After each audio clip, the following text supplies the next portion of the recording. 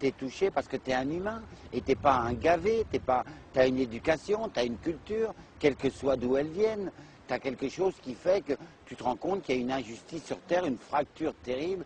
Il y a déjà une injustice culturelle et artistique. Il y en a une autre qui est monétaire et puis de foyers, de maisons, de terrains. Je te dis, tout homme devrait naître avec un terrain et la maman donnerait les rideaux, le papa les outils, l'enfant apprendra à construire une maison. Tout ça, ça disparaît. Ça te fait des hommes robots. Ça. Même les SDF, ils sont robots. T'as vu ce qu'ils encaissent?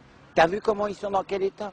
Et ils vont encore durer 10 ans comme ça. Un jour, ils tomberont, on n'en parlera plus, on ne saura même pas qu'ils existent. Il y a un truc horrible de culture fait par les médias et tout ce que tu sais, les fenêtres de HLM, de la télévision, là.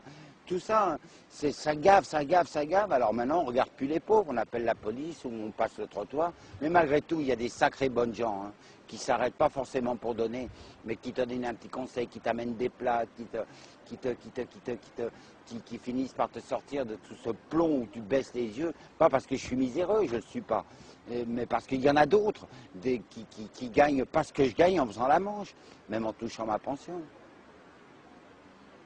Je suis sous curatelle, excusez-moi, Monsieur le Président, vous gagnez des milliards. À quoi faire? Non. C'est la révolution, quoi. Mais il faut gommer le R de révolution pour faire des évolutions et des circonvolutions, c'est beaucoup plus rigolo. Parce que les révolutions, ça fait toujours des vengeances, des armes, des guerres. Ah, mais on est mal barré, hein. Nous, on ne le connaîtra pas. Hein. On ne connaîtra pas l'amélioration ou la voie ou la direction ou la lumière qu'amènera un parti ou un président ou un groupe d'hommes et de femmes qui auront vraiment un autre pouvoir. Mais tes enfants commenceront, ils n'iront pas à McDonald's, ils iront pas à Walt Disney, ils iront écouter les contes roumains, tchétchènes, yougoslaves, qui sont pas mystiques, mais qui sont d'une beauté qu'on n'apprend jamais aux enfants en France. On apprend De Gaulle, on apprend les Gaulois, Astérix. C'est beau Astérix, mais il ne faut pas abuser. C'est devenu McDonald's, Astérix, maintenant, quand tu achètes un Big Mac. Tu vois, tout ça, c'est complètement faux. C'est faux, c'est faux. C'est gaver l'homme pour pas qu'il pense.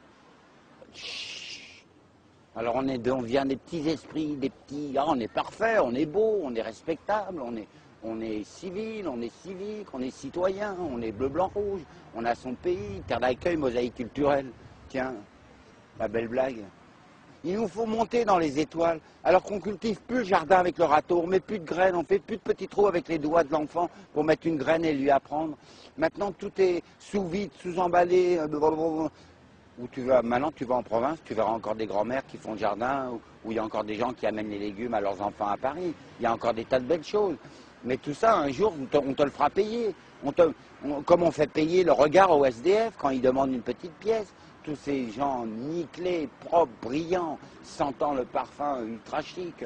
Mais ils te pompent les yeux quand tu leur demandes une petite pièce, ou même un renseignement. S'il n'y a pas un foyer ou un truc, ils t'envoient balader.